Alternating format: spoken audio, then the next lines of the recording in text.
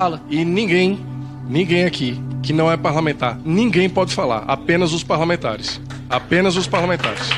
Uma pessoa pode chegar e falar, como aconteceu com o Stefan Kini, lá na Europa, de que ele sentiu uma garota de 6 anos de idade, deixou para trás uma mulher e 7 filhos, e disse que um outro casal adotou ele, e ele quer se casar com uma criança.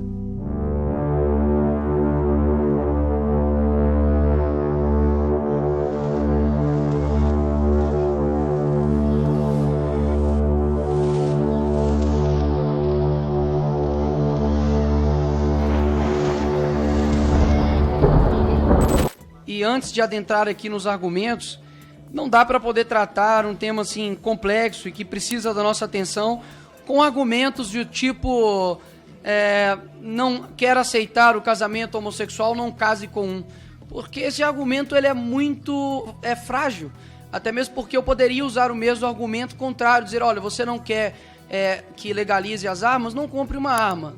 Então não faz sentido isso, eu acho que nós somos aqui parlamentares e a gente de fato precisa tratar da maneira mais séria.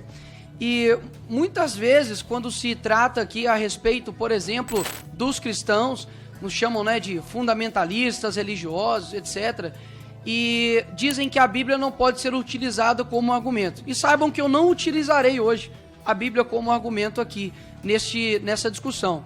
Mas ao mesmo tempo, quando nós tomamos uma posição mais firme, até mesmo radical no sentido, para o mundo de defender os nossos valores, eles falam assim, você é cristão, a Bíblia diz para poder amar. Aí a Bíblia pode ser usada como argumento, mas não de maneira total, mas somente parcial.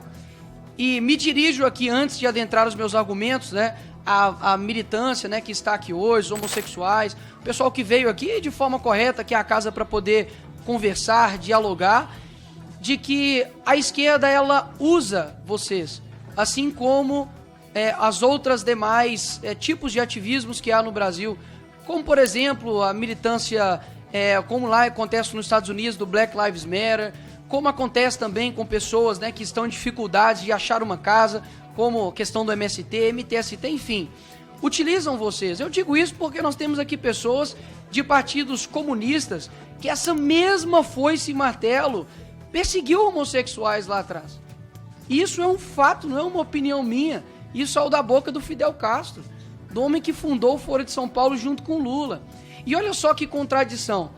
Ao mesmo tempo que nós não temos direitos básicos no Brasil, como saneamento básico, não é saneamento VIP, Black, Gold, é saneamento básico.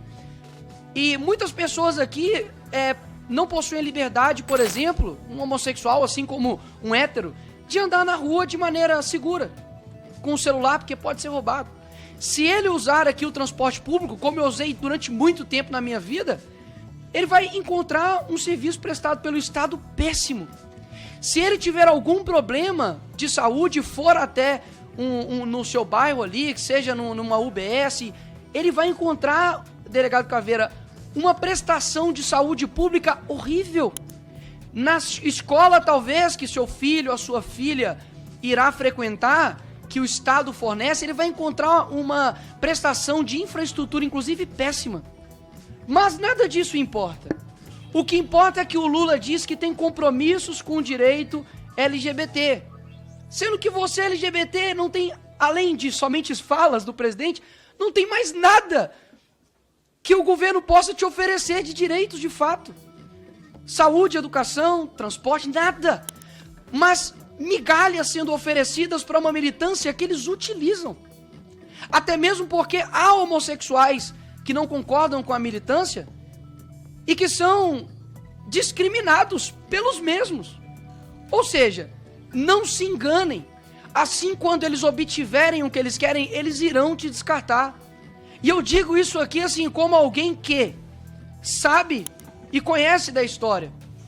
Então, o nosso ministro, por exemplo, de Direitos Humanos, estava ali com a bandeira estendida de Cuba, semana passada, ali no assentamento do MST. Pessoal, essa mesma bandeira, repito, não é opinião minha, essa mesma bandeira, dominada por Che Guevara e Fidel Castro, perseguiu vocês. Não é uma luta por vocês, é uma luta por eles. Então, quero deixar isso aqui no primeiro momento. Agora, a maioria de vocês que estão aqui, talvez até mesmo quase todos, não tem ideia da consequência civilizatória e cultural do que está sendo pautado aqui. Por quê? Antigamente, na Grécia Antiga, você também tinha a homossexualidade, mas eles não ousaram, presidente Fernando, mudar a instituição casamento, porque não se diz respeito a uma discussão de eu aceito ou não aceito. Eu não aceito que o quadrado tenha 4 lados, Priscila. É simplesmente o atestamento da realidade. Se eu peço para o quadrado se liberte, tenha somente 3 lados, ele deixa de ser quadrado. E da mesma maneira com relação ao casamento. O casamento, a finalidade, quando você vê a própria questão bíblica, mas não usando ela, a finalidade, o natural, não se diz respeito somente à questão natural, natureza. Porque na natureza também tem. Ali, alguns pinguins, por exemplo, que eu já vi, e homossexuais utilizam isso como argumento de terem ali relações do mesmo sexo. Mas é natural no sentido de finalidade. A finalidade do casamento é preservar quem tem o desejo, a continuidade da humanidade. Quando você pega 2 pessoas do mesmo sexo, e digamos que o casamento homossexual ele expandisse e ganhasse e fosse a regra, se não fosse o relacionamento hétero, não haveria mais seres humanos. Isso aqui é uma mero atestar a realidade. E este princípio de desnortear, de ignorar a realidade é um princípio muito perigoso.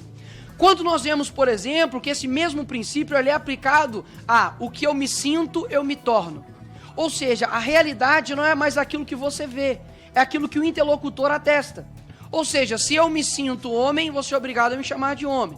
Se eu me sinto uma criança, você também é obrigado a me ver e me chamar e ter direitos como uma criança. E isso abre uma brecha grande. Porque uma criança, de fato, ela não tem condição de reconhecer a expansão do que é a realidade. Ela acredita ali em Papai Noel, ela acredita em coisas que são fantasias. Agora, não podemos fazer com que nós devemos lutar pela tolerância, mas isso não quer dizer que devemos lutar pela normatização de um comportamento ou de uma conduta. Até mesmo porque nós teríamos de normatizar outras condutas e outros comportamentos. E isso que eu estou chamando a atenção de que isso de fato é perigoso. Então, se o casamento pode ser tudo, já não é mais entre um homem e uma mulher. O casamento pode ser entre um homem ou entre uma mulher e uma mulher. Por que não o casamento não pode ser com 3 pessoas? Por que não o casamento... Exato, pode, né? Ok. Vocês estão atestando o que eu estou dizendo. Obrigado. Por que o casamento não pode ser com infinitas moderno, pessoas? presidente. Porque... Só um minutinho. É o que eu estou falando, mas não tem problema. Não te interrompi, deputado. Eu estou ouvindo aqui e falando. Obrigado, te agradeço. Muito obrigado. Não consigo fazer o mesmo com você. Mas... por que não o casamento não possa ser infinitas pessoas? Por que o casamento não possa ser com idades diferentes? Não pode ser com uma pessoa de 40 e uma pessoa de 14? Por que o casamento só precisa ser entre o homem e entre a mulher? Porque exatamente isto é o casamento. É exatamente isso que eu estou querendo dizer. É uma estrutura da realidade. Então... Podem chamar do que quiser, não tem problema. Só que as consequências, repito, civilizatórias e culturais disso é muito grande. E assim como lá atrás, tudo o que queriam era casar. Tudo o que queriam era ter os seus direitos assegurados. Hoje nós já vemos, eu tenho certeza que não é a maioria aqui, talvez que concorde com isso. Mas não se passa mais de uma luta por aceitação. Passa por uma luta de imposição. E isso, infelizmente, vai abrangindo a todos os espectros possíveis. Hoje, se uma pessoa diz que eu não concordo, eu acho que não deve ter o casamento homossexual, ele é considerado um preconceituoso. Agora, pois é. E quando eu chego e falo, por exemplo, se eu falasse para alguém aqui, você concorda, por exemplo, com a Bíblia? Então, tem pessoas que não concordam. E nem por isso eu chamo elas de preconceituosa. Porque eu concordo que tem que ter discordâncias. Essa é a diferença. Agora, há no meio de vocês e outros, muitos de vocês são somente como eu posso dizer, a força bruta de um planejamento que vocês não têm ideia do que está acontecendo. Mas vocês jamais vão saber disso.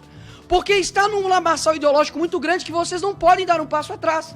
Por quê? Porque já tem compromissos ideológicos. Uma pessoa já sabe que você defende aquilo, mas isso é ruim, porque nós, como os adultos, nós precisamos lutar pela verdade.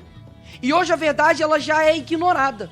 Olha só, eu preciso de fato provar que a grama é verde. Se eu chego hoje e falo assim, mulher tem útero, vai ter o quê? Vai ter pessoas que vão discordar disso. Não, porque pode ser que eu sempre confundo se é mulher trans ou homem trans, mas enfim, pode ser que um homem biológico que se sente mulher tenha, por exemplo, pênis. Pode ser que uma mulher que se sente homem, mas é de sexo biológico feminino, se sente homem, mas ela tem útero.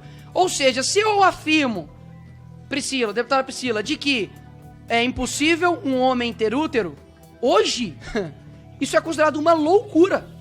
Se eu digo que um homem biológico não pode menstruar, o louco sou eu. E não é? Aí, ó, verdade, mas tudo bem. Estamos atestando o que eu estou dizendo aqui.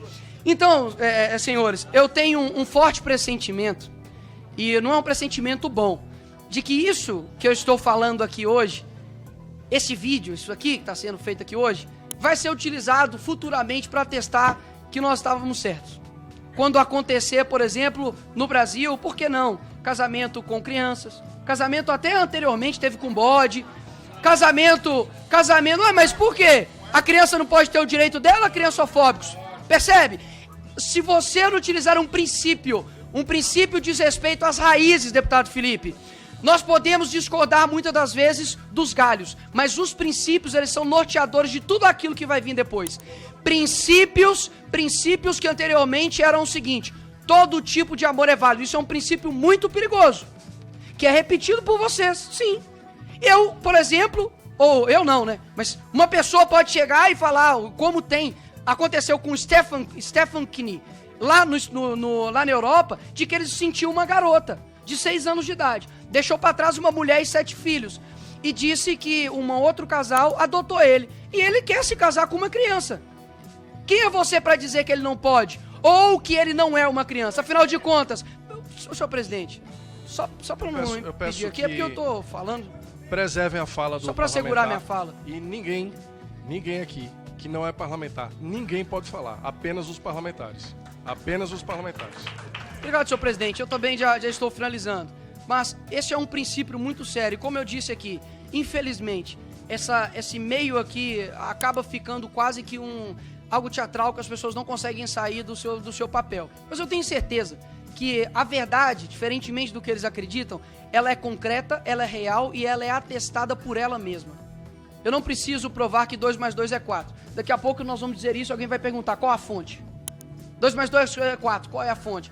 Então, a desestruturação da realidade gera consequências muito grandes e esta aqui é a minha preocupação. Se os comportamentos e condutas, com toda certeza, eles têm que ser tolerados, mas eles não devem ser normatizados.